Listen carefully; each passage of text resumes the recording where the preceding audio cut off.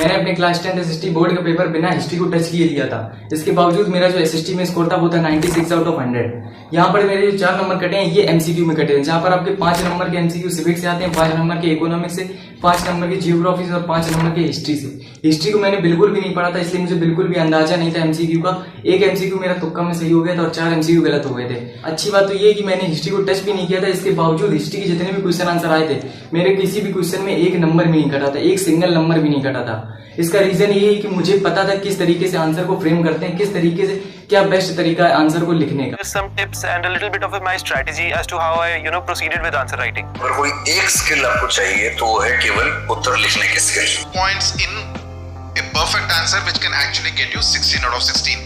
तो hello everyone, स्वागत है आपके एक नई वीडियो में। आज की इस वीडियो में फिर से एक प्रॉब्लम का सोल्यूशन लेकर आ गया हूँ, जो कि है कि जब भी आप किसी क्वेश्चन का आंसर लिखते होंगे तो टीचर जब उस आंसर को चेक करता है तो full out of full marks class 9-10 में आपको नहीं मिलते होंगे। ये सबके साथ प्रॉब्लम आती है, इस प्रॉब्लम में चिंता करने की बात नहीं है, सबके साथ ही प्रॉब्लम आती है। शुरू में हमें पता ही नहीं होता है किस तरीके से किसी आंसर को फ्रेम करते हैं ताकि फुल मार्क्स मिलें, और टीचर सही भी करते हैं, क्योंकि बोर्ड्स में इस तरीके से अगर आप इस तरीके से क्वेश्चंस को लिखेंगे जैसे आप 7th 8th में लिखते आए हैं तो बिलीव मी फुल मार्क्स आपको नहीं मिलेंगे, फुल मार्क्स तो नहीं मिलने वाले हैं। तो क्या असली तरीका है, क्या अच्छा तरीका है आंसर को लिखने का, वो मैं आज की इस वीडियो में बताने वाला हूँ। प्लीज वीडियो बहुत ही ज्यादा इंपॉर्टेंट होने वाली है, वीडियो को अंत तक जरूर देखिएगा।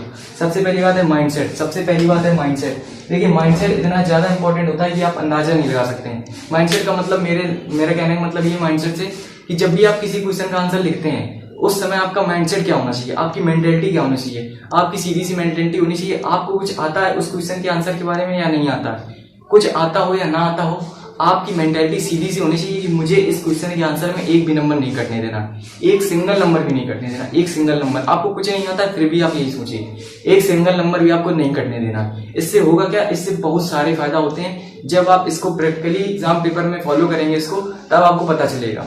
आप अपने रिजल्ट को देखकर शॉक ना हो जाए तो मुझसे कहना।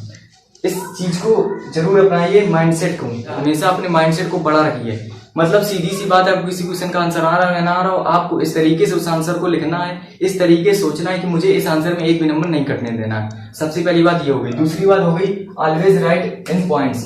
देखिए आपको किसी भी क्वेश्चन का आंसर लिखना है, 3 मार्क्स का हो या 5 मार्क्स का हो, फिर चाहे वो हिंदी का हो, इंग्लिश का हो या एसएसटी का हो या साइंस का हो। देखिए हिंदी में कभी कभार ऐसा होता है कि आंसर पैराग्राफ में ही लिखना होता है, बट वो आपकी सिचुएशन जैसे जैसे आप कुछ क्वेश्चन आंसर की प्रैक्टिस करेंगे, कुछ क्वेश्चन आंसर लर्न करेंगे, उन्हें लिखा हुआ देखेंगे तो आपको समझ में आ जाएगा। बट हिंदी हो या इंग्लिश हो या फिर एसएसटी हो या साइंस हो, आपको हर एक क्वेश्चन को, अगर आपको नीड दिखती है वहां पर, एसएसटी में तो हर एक क्वेश्चन को, एसएसटी में 100% क्वेश्चन को, सारे क्वेश्चन को, साइंस में भी लगभग सारे क्वेश्चन को पॉइंट्स के फॉर्म में लिखना है। पॉइंट्स के फॉर्म में किसी भी 3 मार्क्स के क्वेश्चन हो या 5 मार्क्स के क्वेश्चन, आपको पॉइंट्स के फॉर्म में लिखना है। ये बात जरूर ध्यान रखनी, पॉइंट्स के फॉर्म में लिखनी।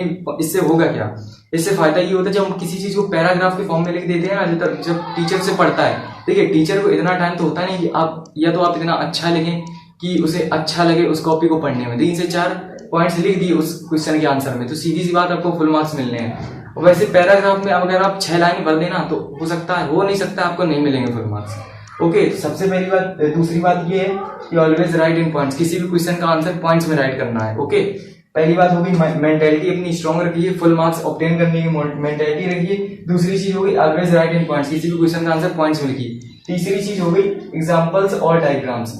देखिए फॉर एग्जांपल एसएसटी में हो या साइंस में हो या इंग्लिश में तो एग्जांपल्स नहीं होते हैं जनरली, या फिर हिंदी में भी एग्जांपल जनरली नहीं होते हैं। बट जहां पर भी आपको नीड दिखती है डायग्राम्स की या फिर एग्जांपल की, एसएसटी में आपको एग्जांपल जरूर लिखना है। हिस्ट्री हो या सिविक्स हो या इकोनॉमिक्स से, जो कुछ हो एग्जांपल जरूर देना है। 3 मार्क्स या 5 मार्क्स के क्वेश्चन में फुल मार्क्स ऑब्टेन करने का यही तरीका है कि आपको एग्जांपल जरूर वहां पर पुट करना है, एग्जांपल्स तो लिखना ही है। प्लस साइंस जैसे सब्जेक्ट में डायग्राम भी बनानी है, जरूर बनाइए। अगर वहां पर बन सकता है तो बना दीजिए, बन सकता है तो बना दीजिए। एसएसटी पेपर में एग्जांपल लिख सकते हैं तो लिख दीजिए, साइंस पेपर में एग्जांपल लिख सकते हैं तो लिख दीजिए, भले वहां पर नीड हो या ना हो। अगर आपको लग रहा है कि आप इसमें एग्जांपल लिख सकते हैं, अच्छा एग्जांपल, तो लिख दीजिए भाई।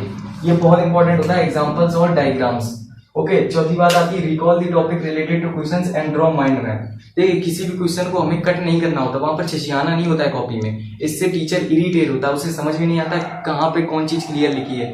टीचर को इरिटेट करेंगे तो आप परेशान हो जाएंगे, आपके नंबर कम आएंगे और आप परेशान हो जाएंगे। सीधी सी बात, टीचर को इरिटेट नहीं करना है। इसके लिए आपको करना क्या है, जब भी किसी क्वेश्चन का आंसर लिखिए सबसे पहले 2 मिनट, एक मिनट आपको इस क्वेश्चन के बारे में सोचिए, ये क्वेश्चन कहाँ का है, किस टॉपिक का है, इसमें मैं क्या क्या पॉइंट्स लिख सकता हूँ। उन पॉइंट्स को अपने माइंड में ही सेट कर लीजिए कि हाँ ये पॉइंट्स लिखने हैं, और किस ऑर्डर में लिखने हैं। सिस्टमेटिक वे में लिखेंगे तो और बढ़िया रहेगा, किस ऑर्डर में लिखने हैं, प्लस ये जो क्वेश्चन है किस टॉपिक से आया है, किस चैप्टर से आया है, मुझे क्या क्या पॉइंट्स लिखने हैं, किस ऑर्डर में लिखने हैं। इस तरीके से पूरा अपने माइंड में बना लीजिए, पूरा आपको माइंड में बना लेना है। ये बहुत इंपॉर्टेंट पॉइंट है, सारे पॉइंट्स इंपॉर्टेंट है। बेसिकली चारों पॉइंट का ध्यान रखिए। सबसे पहले मेंटालिटी, दूसरी बात है पॉइंट्स में लिखिए, तीसरी बात एग्जांपल और डायग्राम्स की नीड है तो जरूर लिखिए। चौथी बात आ गई, सबसे पहले क्वेश्चन को देखते ही उस क्वेश्चन को फाइंड करिए कि किस चैप्टर का है, इसके बाद वो किस टॉपिक का है, उससे रिलेटेड टॉपिक्स क्या है, क्या उसका कोई एग्जाम्पल है, इसके बाद उसमें क्या क्या पॉइंट्स आप लिख सकते हैं, इसके बाद किस ऑर्डर में लिख सकते हैं। इस तरीके से आपको क्वेश्चन को लिखना है। जो पांचवी बात आ गई वो है अंडरलाइन सेवर वर्ड्स। देखिए अगर आपको किसी क्वेश्चन का आंसर पक्का पता है और कुछ आपके पॉइंट्स सेवर है, फॉर एग्जांपल आपने 4 पॉइंट्स लिखे, इसमें आपको लग रहा है कि 2-3 पॉइंट्स आपके बिल्कुल सेवर है, 2-3 पॉइंट्स में कुछ वर्ड्स अंडरलाइन कर दीजिए, जिससे जब टीचर उस आंसर को पढ़े तो सीधे उसकी नजर उन अंडरलाइन वर्ड्स में जाए और पहले पॉइंट में चेक कर दे, दूसरे पॉइंट में चेक कर दे और इस तरीके से चेक कर दे। तो ओके, तो अगर आप सेवर वर्ड्स मैंने यहाँ पर एक वर्ड यूज किया सेवर वर्ड्स, जिस चीज में आपको श्योरिटी हो, सर्टेनिटी हो, मतलब आपको पता हो कि ये चीज पक्का सही है, उस चीज में अंडरलाइन जरूर कर दीजिए। जो भी वर्ड्स आपके सेवर हो उनमें अंडरलाइन जरूर कर दीजिए। छठवीं बात आती है if don't know anything right in paragraph. मतलब आपको किसी भी क्वेश्चन के आंसर के बारे में अगर कुछ भी नहीं पता है, कुछ पता ही नहीं कि इस क्वेश्चन के आंसर में मैं क्या लिख सकता हूँ, कुछ भी नहीं पता है तो उसको पैराग्राफ में लिख दीजिए। अगर आपको बिल्कुल भी अंदाजा नहीं, जैसे तैसे आप उसको सोचिए कि हाँ मैंने ऐसा तो है नहीं कोई क्वेश्चन आएगा तो आपने उसके बारे में सुना ही नहीं होगा, सुना तो होगा ना, तो सोचिए उसके बारे में, क्या इससे रिलेटेड टॉपिक्स क्या थे, इसके बाद क्या पढ़ाया गया था, इसके पहले क्या पढ़ाया गया था। इस तरीके से सोचिए और कुछ भी आपको समझ में आए उसको पैराग्राफ के फॉर्म में एक अच्छी ग्रामर के साथ लिख दीजिए। बिलीव में 2 से 3 मार्क्स आपको पक्का मिल जाएंगे। अगर पॉइंट्स के फॉर्म में अगर आपको थोड़ा बहुत ध्यान आ रहा है तो पॉइंट्स के फॉर्म में लिख दीजिए, एग्जाम्पल लिख दीजिए, डायग्राम हो सकता है बना लीजिए, 1-2 पॉइंट्स लिख दीजिए, एग्जाम्पल लिख दीजिए, डायग्राम हो सकता है बना दीजिए, बस खत्म। इस तरीके से आप फुल मार्क्स भी ले सकते हैं अगर आपको थोड़ा बहुत ध्यान आ रहा है। तो उम्मीद करते हैं ये सारे पॉइंट्स आपको समझ में आ गए। बिलीव मी बहुत ज्यादा इंपॉर्टेंट पॉइंट्स हैं। मैंने किस तरीके से 96 आउट ऑफ 100 स्कोर किया था बिना हिस्ट्री को पढ़े एसएसटी में, उसके यही सारे रीजंस हैं। तो उम्मीद करते हैं आपको समझ में आ गया होगा। किसी और टॉपिक पर वीडियो चाहिए तो कमेंट कर दीजिए, ऐसी हेल्पफुल वीडियोस आपके लिए लाते रहते हैं। हम मिलते हैं आपसे एक और वीडियो में, तब तक के लिए धन्यवाद।